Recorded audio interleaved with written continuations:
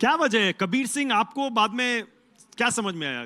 ऐसा क्या हो गया कबीर सिंह में जो वो इतना पॉपुलर हो गई? नहीं, मुझे पहले ही समझ में आ गया था, इसलिए मैंने फिल्म की।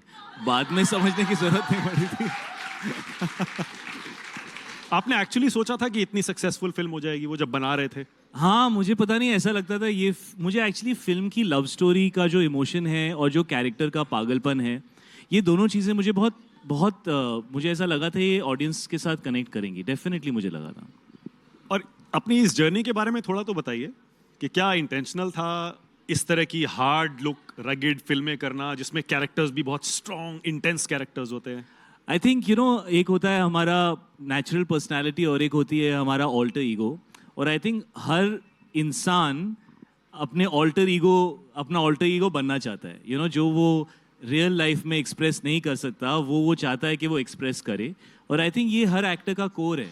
अगर नॉर्मली आपको लोग बोलते हैं बड़ा स्वीट सा लगता है, तो फिर आप थोड़ा हार्ड सा कैरेक्टर प्ले करना चाहते हो to prove them wrong and to believe that मैं सिर्फ ये नहीं हूँ, मेरे अंदर और भी है। सो आई थिंक वो हर एक्टर की जर्नी होती है कि लोग आपको जैसे देखते हैं या जैसे लोग आपको अब्जॉर्ब करते हैं, आप उनका इमेज ब्रेक करना चाहते हो। बिकॉज जब आप उनका इमेज ब्रेक करते हो तो आप अपने उस केज से बाहर आके एक ज़्यादा बड़े एरिया में अपने आप को एक्सप्रेस कर सकते हो। तो ये सारे चैलेंजेस होते हैं जो एज आप ज़्यादा काम करते हो, कई साल बिताते हो, आपको इन चैलेंजेस को ओवरकम करना होता है। चाहे वो स्पोर्ट में हो, चाहे वो फिल्मों में हो, चाहे वो किसी और प्रोफेशन में हो। लोग आपको जैसे देखते हैं that should never limit you.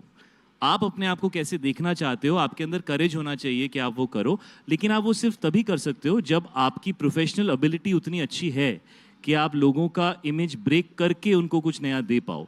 तो for me that has been my journey. चाहे वो कमीने हो, चाहे वो हैदर हो, चाहे वो टॉमी सिंह हो उड़ता पंजाब का, चाहे वो कबीर सिंह हो, to break what people think that you can do and do something new. And I think Deva also will be a character in that space. It will be something new for the audience. जो मुझे लगता है कि मुझे audience को देना पसंद है। मतलब आपने वो रोमांटिक फिल्म्स के लिए रास्ते बंद तो नहीं किए हैं ना? नहीं, बिल्कुल नहीं। मैं जैसा मैंने कहा, I would love to do it, but वो करेक्ट स्क्रिप्ट आनी चाहिए, उस कहानी के अंदर कुछ नया होना चाहिए, लोगों को ऐसा लगना चाहिए कि यार ऐसा कुछ नहीं देखा है। That's very important. आप क्या देखकर फिल्म चूज करते हैं? Director, story, producer? जी, पहले मैं फिल्में चुनता था ऑन द बेसिस ऑफ जो भी मुझे अच्छा लगता था मैं कर लेता था। फिर मुझे ऐसा रियलाइज़ हुआ कि that's not a very structured way of working. आप अपने करियर में आपके लिए सही स्टेप क्या है, आपको वो चूज़ करना चाहिए। नहीं तो आपका करियर ना ऐसे ऐसे ऐसे ऐसे ये अच्छा लग गया नहीं, आपकी जर्नी में आपका करेक्ट स्टेप क्या है, आपको वो चूज़ करना चाहिए ताकि आप अपने आप को एक सर्टन डायरेक्शन में लेके जा सकें। तो पिछले 4-5 सालों में मैं वो करने की कोशिश कर रहा हूँ कि जो मुझे लगता है कि मेरी जर्नी में अगला सही स्टेप है, मैं उसी पे फोकस करूँ। तो आपकी जर्नी ये कहाँ जा रही है? 5 साल, 7 साल, 10 साल आगे कुछ तो विजन सोचा होगा आपने, उसी डायरेक्शन में चल रहे हैं ना आप? जी, मुझे 2 चीज़ें बहुत पसंद हैं। एक है कि मैं अपने आप को एज एन एक्टर चैलेंज कर पाऊँ और कुछ नया कर पाऊँ, और दूसरा मैं ज़्यादा से ज़्यादा लोगों तक पहुँच पाऊँ। तो जो भी फिल्म मुझे ये 2 अपॉर्चुनिटीज़ देती है वो मैं करना पसंद करता हूँ। It's very simple. पूजा, आप कैसे फिल्म चूज करती हैं? बड़ा हीरो? आपको क्या प्रॉब्लम है मेरे से? नहीं एक्चुअली अंदर अंदर ना ये भी उन सब एक्टर्स के साथ डांस करना चाहते हैं। I think he wants to be you. I think so. I think जब मैं एक स्क्रिप्ट को सुनती हूँ तो पहले तो एक जो गट फीलिंग रहता है ना, जो अंदर ही अंदर एक फीलिंग आता है कि ये फिल्म करना चाहिए। तो sometimes the reasons are very different.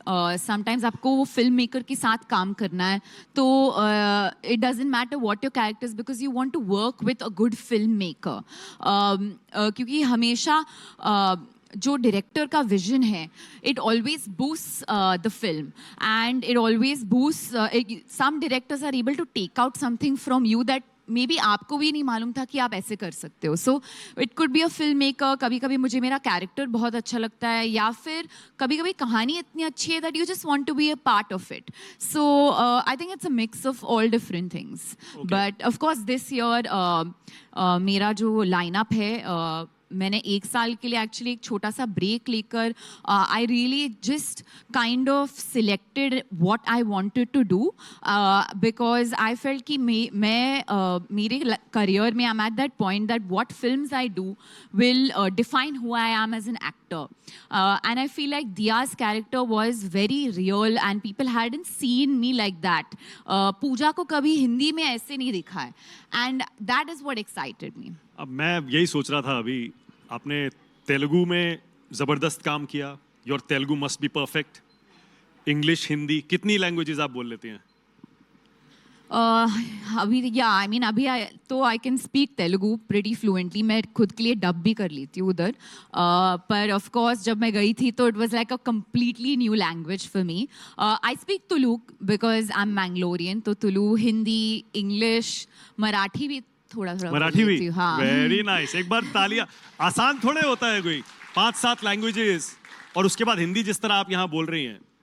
I think वो कभी कभी मिक्स भी हो जाता है क्योंकि जो जितना भी Kannada, like I remember little bit of Kannada. पर अभी जब से मैंने तेलुगु स्टार्ट किया, like speaking in Telugu, I feel कि Kannada when I try to speak Telugu comes in. So कभी कभी मिक्स हो जाता है मेरे माइंड में. But I think I am good with languages. I am not bad. Okay.